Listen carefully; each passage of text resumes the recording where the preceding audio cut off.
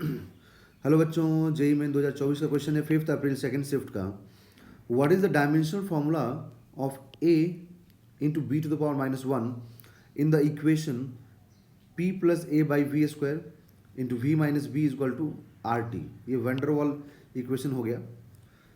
तो यहाँ पर बोला गया कि सभी लेटर्स का यूजुअल मीनिंग है, मतलब p मतलब प्रेशर, v मतलब वॉल्यूम, v मतलब वॉल्यूम, r मतलब गैस कांस्टेंट, t मतलब टेम्परेचर। तो सभी का यूजुअल मीनिंग्स यहाँ पर हैं। ओके, तो हम लोगों से पूछा गया जो चीज़ कि इसका डायमेंशन क्या होगा। ठीक है, तो पहले उसके लिए हमें a और b का डायमेंशन तो मालूम होना चाहिए ना। तो हम लोग जो इक्वेशन हमें दिया हुआ है, अगर उस इक्वेशन को देखें तो according to principle of homogeneity ना, प्रिंसिपल ऑफ होमोजेनिटी डायमेंशन पढ़ने के लिए समझना होता है। तो उसके अकॉर्डिंग क्या होता है कि सेम क्वांटिटी, देखो मतलब डायमेंशन में ये रूल है कि सेम क्वांटिटी ही ऐड हो सकता है। मतलब अगर इसका और इसका डायमेंशन या इसका इसका डायमेंशन या प्रेशर यूनिट अगर a बाई वी स्क्वायर और p का यूनिट अगर सेम नहीं होगा तो ये ऐड सब्ट्रैक्ट नहीं हो सकता है। जैसे ये सब्ट्रैक्ट हुआ है, इसका मतलब क्या हुआ कि इन दोनों का v और b दोनों का डायमेंशन या फिर दोनों का यूनिट क्या होगा, सेम होगा, तभी जा करके ऐड या सब्ट्रैक्ट हो सकता है। ओके, तो हम लोग क्या लिखेंगे कि ये ऐड हुआ है, इसका मतलब ये हुआ कि जो p का डायमेंशन होगा वही dimension a upon V square का भी होगा। ओके, सो यहाँ से आपको a का डायमेंशन क्या मालूम होगा, देखिए a का dimension p into V square के डायमेंशन के बराबर होगा। बट आपको p का भी डायमेंशन मालूम होना जरूरी है। तो p का मतलब क्या होता है, प्रेशर होता है। प्रेशर का मतलब हो गया फोर्स अपॉन एरिया।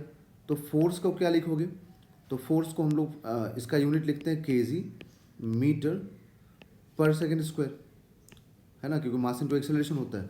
और ये क्या होता है, एरिया मीटर स्क्वायर। तो एक मीटर से मीटर कैंसिल करोगे तो यहाँ पर केजी पर सेकेंड स्क्वायर तो रहेगा, बट यहाँ पर मीटर रहेगा। मतलब प्रेशर में अगर देखें तो आप लिखेंगे केजी पर मीटर पर सेकेंड स्क्वायर। ओके, तो प्रेशर का जो डायमेंशन होगा, ये डायमेंशन आप यहाँ से क्या लिखेंगे, केजी का मतलब मास मतलब एम, मीटर मतलब लेंथ पावर -1 और टी टू द पावर -2। तो ये प्रेशर का यहाँ पर डायमेंशन आएगा। ओके, अब जब प्रेशर का डायमेंशन मालूम हो गया तो आपको वॉल्यूम का भी डायमेंशन मालूम होना जरूरी है। तो वॉल्यूम का मतलब क्या होता है, मीटर क्यूब। तो मीटर क्यूब का डायमेंशन तो कितना हो जाएगा, एल क्यूब हो जाएगा। ठीक है, तो ये दोनों आ गया आपको। अब इसका अगर स्क्वायरिंग कर देंगे आप, ठीक है, तो अगर स्क्वायरिंग करेंगे तो फिर आपको वी स्क्वायर का जो डायमेंशन हो जाएगा वो एल टू द पावर 6 हो जाएगा। ठीक है, अब यहाँ से आपको ए का डायमेंशन मालूम हो जाएगा। तो आप ए का डायमेंशन यहाँ से रख दीजिए, पी और दोनों को मल्टीप्लाई करके। तो जब जैसे इन दोनों को मल्टीप्लाई करेंगे तो यहाँ पे एल टू द पावर -1 है और ये एल टू द पावर 6 है। तो L to the power 5 remaining होगा ना, एल टू द पावर 5 और ये टी टू द पावर -2। तो ये सिर्फ ए का डायमेंशन आया। अभी तो हमें बी का भी डायमेंशन चाहिए। तो अब जब तक इन दोनों का वी और बी का यहाँ पर यूनिट सेम नहीं होगा तब तक दोनों सब्ट्रैक्ट हो ही नहीं सकता था। तो अगर दोनों सब्ट्रैक्ट हुआ है, मतलब v माइनस बी अगर है, इसका मतलब कि दोनों तभी सब्ट्रैक्ट हो सकता है जब दोनों का डायमेंशन सेम हो। तो इन दोनों का डायमेंशन आप इक्वल कर दीजिए। इसका मतलब b का जो डायमेंशन होगा वो किसके डायमेंशन के बराबर होगा, वॉल्यूम के।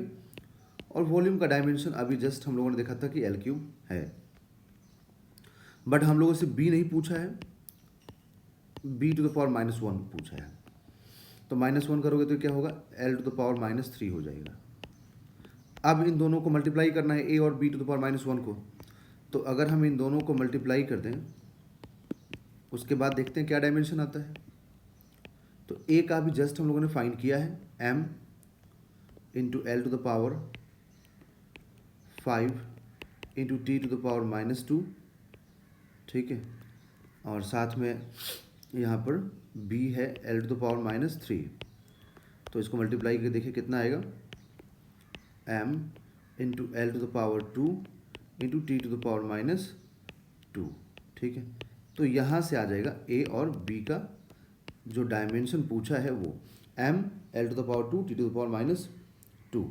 तो ये ऑप्शन नंबर 2 दिख रहा है मुझे correct, m into L to the power 2 T to the power -2। Option number 2 is right answer.